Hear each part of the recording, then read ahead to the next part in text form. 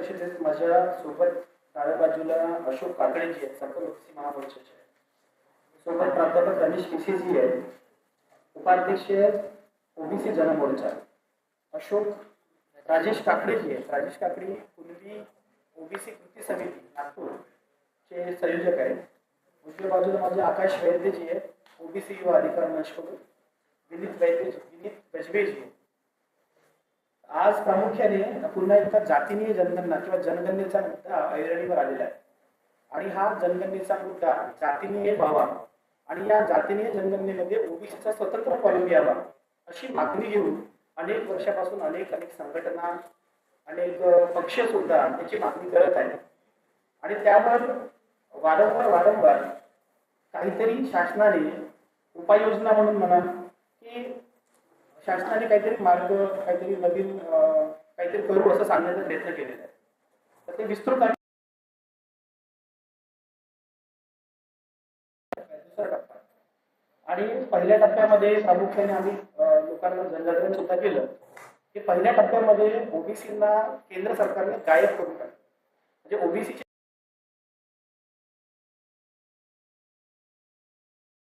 General category सोबत अन्य या कॅटेगरीमध्ये टाकलं आणि घरगणनेचं नुसतं नाव लिहून, नाव आडनाव लिहून फक्त घरगणना केली, परंतु स्वतंत्र कॉलम देऊन अशी गणना केली नाही. आता दुसरा जो टप्पा आहे, 2 टप्प्यामध्ये 2 फेजमध्ये जनगणना होते आणि दुसऱ्या टप्प्याचा राजपत्र 3 ऑगस्ट 2026 रोजी निघाला.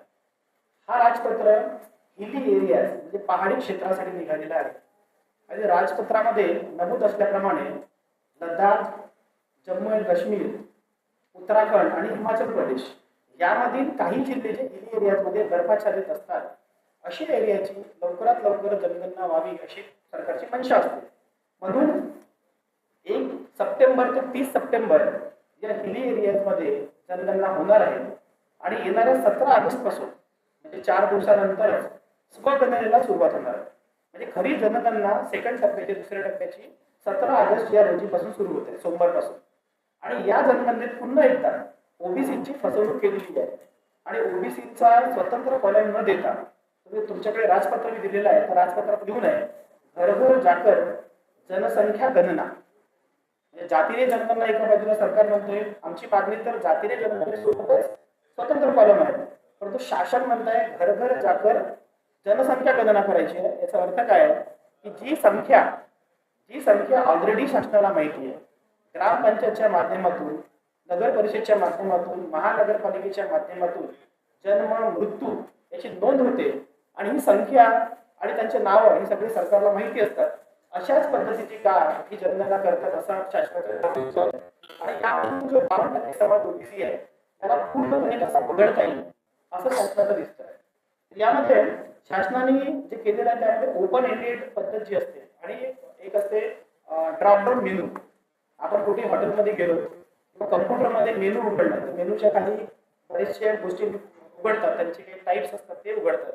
यामध्ये ड्रॉपडाऊन मेनू फक्त एससी आणि एसटी साठी दिलेला आहे. हे कंपल्शन आहे. 1950चा कॉन्स्टिट्यूशनल ऑर्डर आणि 1948चा सेन्सस ऍक्ट नुसार शेड्यूल कास्ट, शेड्यूल ट्राईब साठी ड्रॉप डाऊन मेनू देणे हे कंपल्सरी आहे म्हणून त्यांना दिलेलं आहे.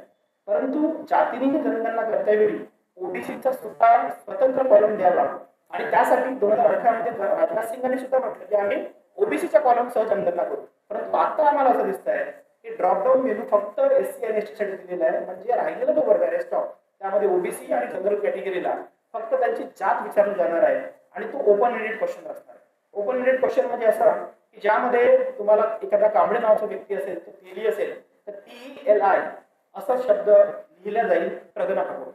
म्हणजे ज्याने जी जात सांगितली, समजा एखाद्याने खंड्या तेली म्हणून सांगितलं, एखाद्याने सांगितलं की गोड तेली आहे, कडू तेली आहे, तर कडू तेली अशाच प्रकारची जात तिथे लिहिली जाईल. आणि ज्या महिलेला, ज्या पुरुषाला जी जात माहिती आहे, या आधी शासनाने सांगितलं की 46 लाख काही त्रुटी ऑलरेडी आढळल्या 2011 मध्ये. तशाच पद्धतीने यावेळची पण जनगणना होईल. जनगणना जातीने होईल. जातीने झाली की अशा प्रकारचे जातीच्या त्रुटी समोर येतील. म्हणून स्वतंत्र कॉलम देणे फार गरजेचे आहे आणि ते सरकारने काढलेलं असं दिसत आहे. यामध्ये ओपन एंडेड क्वेश्चन न देता ड्रॉप डाऊन मेनू, हा मेनू एससी, एसटी आणि ओबीसी साठी सुद्धा असावा अशी आमची मागणी. तर ही माहिती आहे महाराष्ट्र शासनाचे मुख्यमंत्री माननीय देवेंद्र फडणवीस साहेबांनी ज्या दिवशी हा राजपत्र निघाला आणि त्यानंतर 4 दिवसानंतर 7 तारखेला बँगलोरसाठी जो भाषण त्यांनी दिलेलं आहे राष्ट्रीय ओबीसी महासंघाच्या अधिवेशनामध्ये, त्यांनी सांगितलं की मी यासाठी पाठपुरावा करेल. मग त्यांना सुद्धा कळलेलं आहे, माननीय मुख्यमंत्र्यांना सुद्धा, की इथे ओबीसी जनगणना स्वतंत्र होत नाहीये. त्यांनी सुद्धा म्हटलं की यासाठी मी पाठपुरावा करेल. तर आमची विनंती आहे, कुठल्याही पक्षाचे असतील, कुठे जाती धर्माचे नेते असणार, त्यांनी यासाठी पाठपुरावा केला पाहिजे. महाराष्ट्रासाठी जी जनगणना होणार आहे ती जनगणना 1 फेब्रुवारीपासून होणार आहे. म्हणजे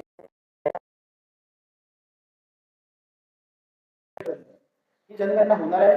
1 मार्च ही रेफरन्स डेट आहे. म्हणजे आमच्यासाठी मृत्यूची तारीख जी म्हणतात ती 1 मार्च आहे. म्हणजे आमचा मृत्यूच त्या दिवशी ठरवलेला आहे की काय, कारण पुढच्या 7 महिन्यामध्ये जर जनगणना व्यवस्थित झाली नाही, 3 तारखेला जो 3 जानेवारीला जो राजपत्र निघणार आहे, त्या राजपत्रात जर जातीय जनगणना आणि ओबीसी स्वतंत्र कॉलम आला नाही, तर आम्हाला पुढे पुन्हा 2 पिढ्या खपवाव्या लागतील. 10 वर्ष पुन्हा आम्ही मागे ढकलले. ऑलरेडी आम्ही 95 वर्ष मागे ढकलले गेलो आहोत. त्यामध्ये 3 जानेवारीपर्यंतची लढाई आम्हाला तीव्र करायला आम्ही करतोच आहे. पण सरकारला सुद्धा विनंती आहे की सरकारने सुद्धा स्वतंत्र कॉलम दिलं पाहिजे. त्यासाठी जनजागरण यात्रा सुरू झालेली आहे. जनजागरण यात्रेच्या माध्यमातून आताच पहिला टप्पा आम्ही पूर्ण केलेला आहे. 3 ऑगस्ट ते 9 ऑगस्ट या काळामध्ये विदर्भातील 11 जिल्ह्यांमध्ये आम्ही जाऊन आलो. 11 जिल्ह्यातले 50 ठिकाणी आम्ही जाऊन आलो आणि 50 ठिकाणी हा मुद्दा आम्ही सांगितलं. ज्या दिवशी आमची यात्रा सुरू झाली त्याच दिवशी हा राजपत्र निघाला. म्हणजे आमच्याकडे सुद्धा एक मोठा मुद्दा आला होता. त्या मुद्दा आम्ही लोकांपर्यंत कन्व्हिन्स करू, लोकांपर्यंत कन्वे करू शकलो. यानंतर जो महाआंदोलनाची आम्ही भूमिका घेतो, म्हणजे सकल ओबीसी महामोर्चा आणि इतर विविध संघटनांच्या माध्यमातून देशव्यापी आंदोलनाचा इशारा आम्ही इथे देतोय. यामध्ये टप्प्याटप्प्याने सगळं होईल. आणि दुसऱ्या टप्प्यामध्ये विभागीय बैठका सुरू होते. महाराष्ट्रामध्ये 2 विभागामध्ये ऑलरेडी आम्ही 11 जिल्ह्यांमध्ये गेलेलो आहोत. दुसऱ्या जे काही विभाग राहिलेले आहेत, कोकण विभाग असेल, पुणे विभाग असेल, नाशिक विभाग असेल, मराठवाडा असेल,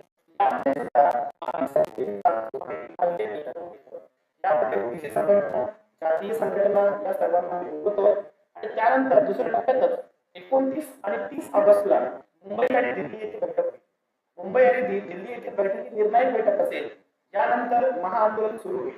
तर यामध्ये ही जी दिल्ली आणि मुंबईला भारतभरातील ओबीसी नेते, विविध पक्षांचे नेते, सामाजिक नेते यांना एकत्रित करून हा भारतभर देशव्यापी आंदोलन पसरवेल याकडे आमचं लक्ष असेल.